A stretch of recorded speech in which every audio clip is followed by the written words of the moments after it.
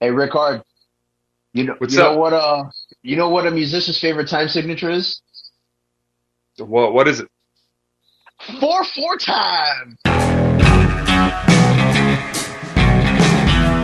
Welcome everyone to TFS Pod. That stands for The Few Show Podcast. Wait, where's Lou?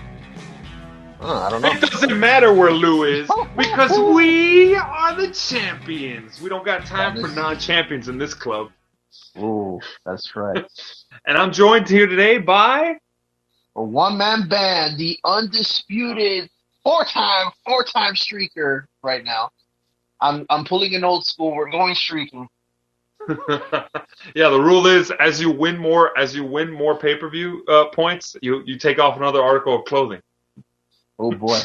It's gonna be the default is that you start off with no pants though. We're on team. So, this is team no pants here on this show. Yeah. So, oh boy, I might be in trouble, or it might be a good thing depending on who's listening. That's right, ladies. If you want to join the show, be our guest. but let me do the rundown since Lou's not here. Lou, wherever you are, just know you almost lost to the randomizer. You almost. But yeah, please. If you may, please bring out the scoreboard. All right. So, scoreboard reads, it was a good night for both of us, one-man bands. We are now co-TFS Pod 24/7 champs with a perfect point prediction on the entire show. But overall scoreboard reads, with the update, it is...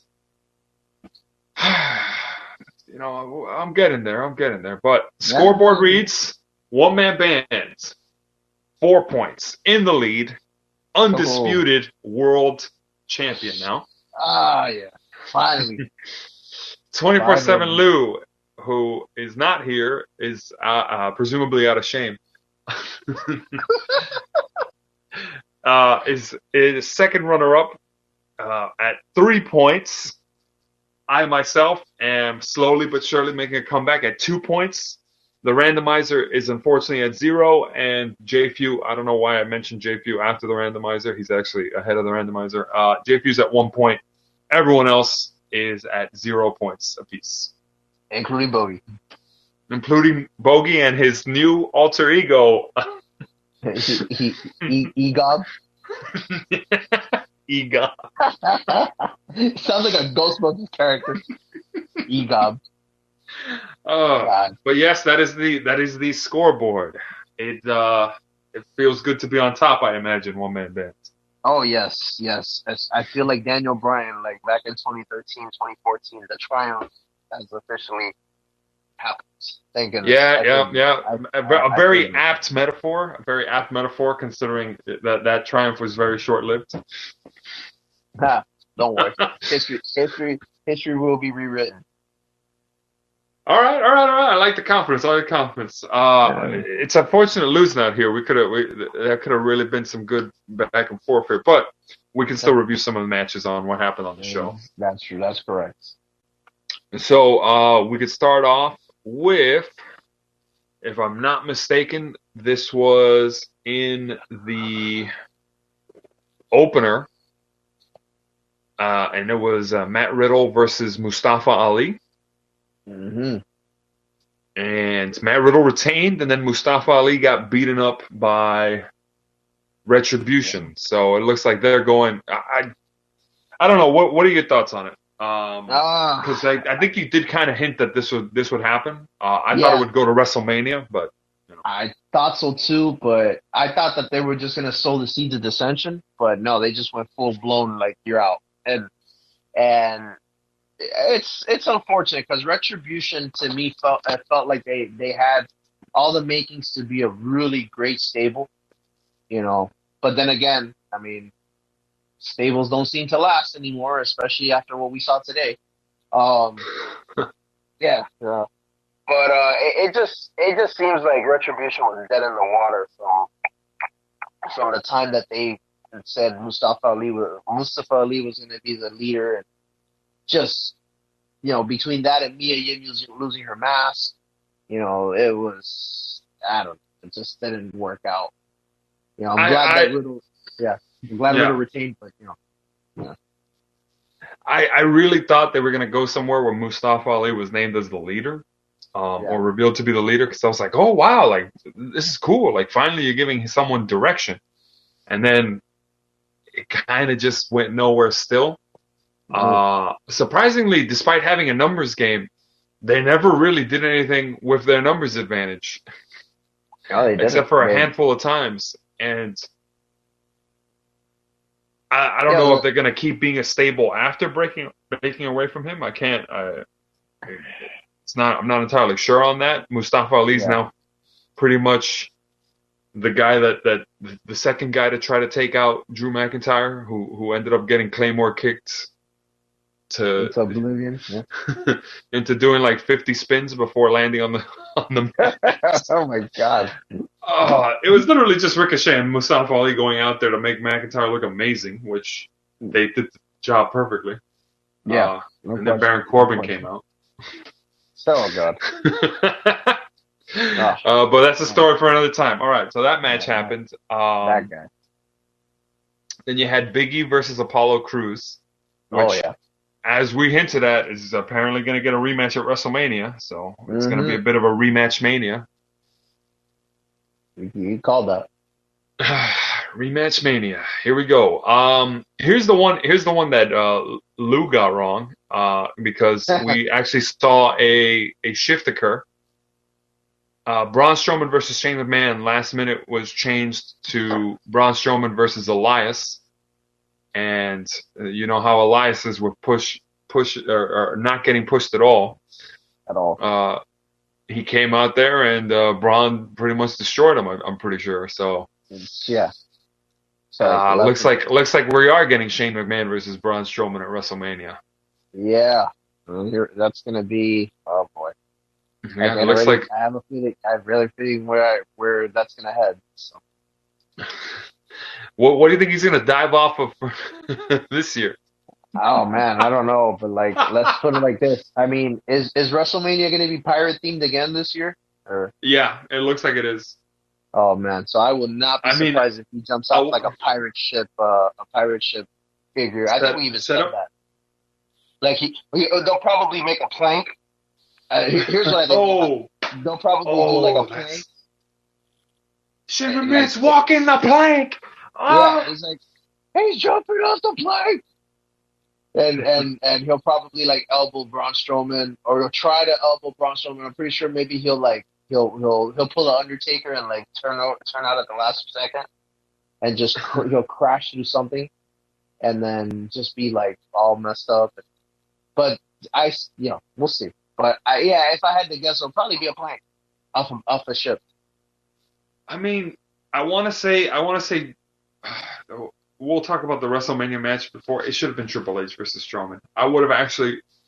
Triple H didn't have a WrestleMania match last year, or he did have one in 2019. It's been 2 years since Triple H has had a match. He can have a match and get a pop. Maybe he doesn't want to. Maybe he doesn't want to anymore. Maybe he doesn't want to. That's a really good point. Maybe Triple H versus Batista was the retirement match for both of them. It's possible. Maybe they just said, "Hey, look, we'll just go out as Evolution stablemates." Triple H said, "Yeah, I get my win back." I get my win back. In typical Triple H fashion, I get my win back at the end. Because I end the game. Either way, all right. Then we had the very surprisingly good. Not really surprisingly good. I'd call this match of the night. Drew McIntyre versus Sheamus. Superb match. Sheamus has kind of landed on his feet afterwards. He's challenging Riddle for the title. Yeah. U.S. title. Which, if you're Matt Riddle, you might want to get nervous on that. Yeah.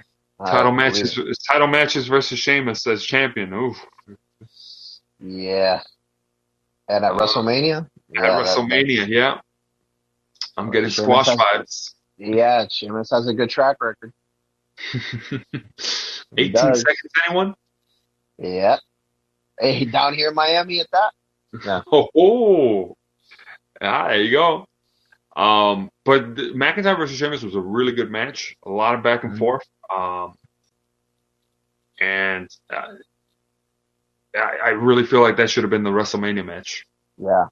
This was, I mean, I'll be honest with you, this was one that I was teetering. I was teetering between, picking Drew or Sheamus. I was kind of like, okay, where is this going to go? Because this could easily go one way or another. And I said to myself, it could have been plausible for Sheamus to win. I mean, they have been pushing him kind of hard, but I did say to myself, I still think that they would still want to do something with Drew at WrestleMania. So, and that's why I picked Drew to win, and I'm glad I picked it because I feel like you can do more with Drew in the storyline to WrestleMania than you do with Sheamus. No offense to Sheamus. Sheamus is proven. But were they? I didn't think there were any stipulations to the match. That's why I was so on the fence. I'm like, it's not uncommon for someone who's number one contenders to have a rivalry match on the pay-per-view before WrestleMania and lose it and still just move on to the next feud. And things that come to mind are Austin versus Triple H in 2001. Oh yeah, they had that rubber match and Triple H won, but Austin just ended up all right, cool. And then he had a match against The Rock that he won at WrestleMania anyways. It didn't take away from his thunder. Triple H didn't get added into the match, even though at the time that might have actually been a really cool match, that triple threat match. Ooh. But Taker versus Triple H was good. Taker versus Triple H 2001 was good. But I think with the current way WWE books their stuff now is if you're not gonna be number one contender, you're gonna put over the number one contender going into Mania. I was teetering on the match also, but what really got me going was the speculation on the other title match turning into triple threat. So I said they're not going to do two triple threat matches. So safe pick, Drew McIntyre. Also, he's my boy. Yeah, that was enough. Then we had another pretty good match, actually. Nakamura versus Rollins. And my other boy, Seth Rollins, got a nice win. Yeah. Unfortunately, Nakamura was playing just filler in the Cesaro-Rollins feud. Sadly, yes. Yeah. A former number one contender, former Royal Rumble winner, now just playing a feud for a non-WWE champion. Talk about I hate to say it, but talk about a fall from grace from 2018 to now. Yeah, he's had. I mean, yeah, he's had title runs, but they've been.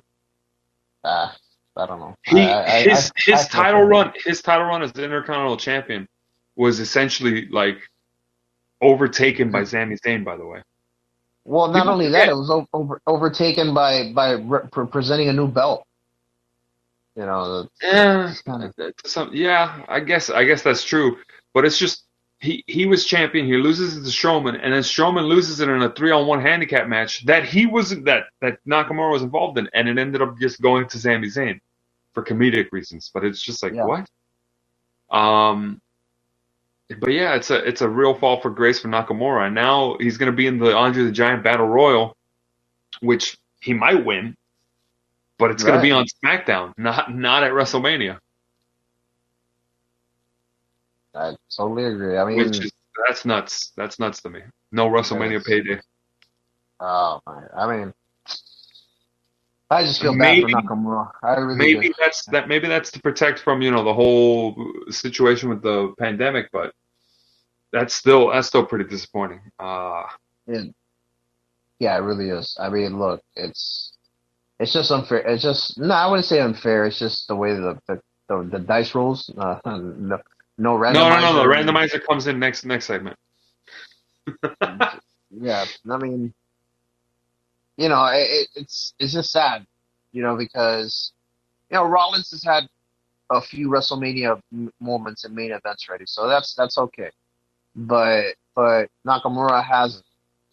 He won the Royal Rumble. He didn't lose Now, the belt. Nakamura's WrestleMania moment is kicking AJ Styles in the He's in the balls. balls. Yeah, That's the WrestleMania moment. turning heel. Turning heel. Turning heel. Yeah, that was sad. That was really sad. That was the year of the Japanese winning the Royal Rumble, and both of them lost. And that's true. Both of them Both lost of their them lost. WrestleMania matches. Not only did Nakamura lose, but Asuka lost, and she lost her undefeated streak to Charlotte. You know, so come on, man, really? Let's not talk about disappointments here, because speaking of rematch mania, Alexa Bliss versus Randy Orton, the intergender match happens, and aside from Alexa Bliss on multiple occasions basically trying to committing attempted murder, at one point the scaffolding or the lights almost land on Orton. Oh yes. Oh. Let's not forget that. That would have Oh, that would have been. That would have done more than cause Randy Orton to lose the match. Let's just say. But anyways, after all the shenanigans were done, Schizophrenia Bliss, as I call her, got her best friend to come back, and it looks like a mix of, how would I call it, Jason Voorhees if he meshed with Kane. Yeah, that's a good analogy on that one. I mean, if I had to go into a bit further specifics, maybe, I don't know. Would you say it looks like Jason X? I would. I absolutely would. That's very Jason S / Kane 2012. Yep. There you go. You got it. He's even got the pyro, the ring post pyro. Yeah. I hope they keep that. Please keep that. Kane's going into the Hall of Fame. Transfer if Wyatt can't be the new Undertaker, have him be the new Kane. That's fine. Why not? Yeah, that'll be all right. Yeah. But that's actually a rematch I'm interested in seeing. Wyatt is essentially he's too late to get his win back against the Undertaker, so he's just jumping straight. He's just jumping straight into 2017. Oh my God, we'll see. We'll see what happens. I think it's gonna be a good one. That should be a good rematch. I'm not sure if it'll be a cinematic match. They might not go that route, but if they do, we'll see. Then we had Nia Jax and Shayna Baszler versus Sasha Banks and Bianca Belair, which Reginald was involved as well. I forget the ending to this actually, because I forgot too, but I want to say I know Reginald had a part of it. I think it was something that Reginald did that caused Bianca Belair to. No, I'm sorry, not Bianca, but I think it was Sasha. Might have got distracted. Yeah, I remember a distraction finish. I forget who got pinned. I wasn't Bianca Belair though. So it looks like Sasha Banks is gonna have a little repeat at WrestleMania of losing her title match as champion. Hopefully she takes it better than last time. Yeah, let's see. I hope so too. I hope so too. And then let's talk about the match that actually made me care about the WrestleMania main event for night 2. Roman Reigns versus Daniel Bryan with special enforcer Edge on the outside. So you want to take your victory lap? Because you kind of called it. Well, I mean, I mentioned the whole thing that Edge kind of seemed like he was gonna go heel, but yeah, like he was tweening. He was kind of tweening. He was teetering on it, and then I was catching a wind of it when he started talking about retiring the Undertaker on SmackDown when he was there. But what really gave it away was when he jumped into the special enforcer role.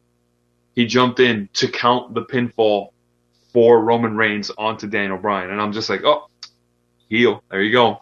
He's technically doing the rules, but he's trying to help the heel. and then it's he's trying to keep it loose, and then blatantly hits Daniel Bryan with the chair after Roman taps out. So Bryan does have a legitimate claim to a match with Reigns. He should be rightful champion. And now it's a triple threat. And you know what? Like I kind of had a feeling that something like that. Well, okay. I did remember I called way back in September or October that there was going to be a triple threat for WrestleMania. Obviously, it didn't turn out to be at all what I had said. But wait, is this when you said no? In November, you said it was going to be Miz, McIntyre, and Orton. Miz and Orton. Yeah, remember? So yeah, that was in November. That was in November. Yeah, I don't know about the September. I did call a triple threat match, just not the right one. But, wrong title and wrong participants. Wrong title, yeah. I mean, but talk about a swerve. Because the way that they had it painted out, it did look like that was what they were thinking. But okay. So anyways, that went down. But I mean, hey, this is a very plausible chance that Edge might be the first multi-time Royal Rumble winner to not win the belt at WrestleMania. On either title match, you're right. Yeah. You're right. Now, I have one question for you, One Man Band. Since we're pressed on time, if Lou were here, he'd be tapping his wrist to the side while his mic is mute. But anyways, here's my question: what is not a triple threat match currently happening right now? The answer is who's in contention for the TFS Power World Heavyweight Championship, because it's just me and you.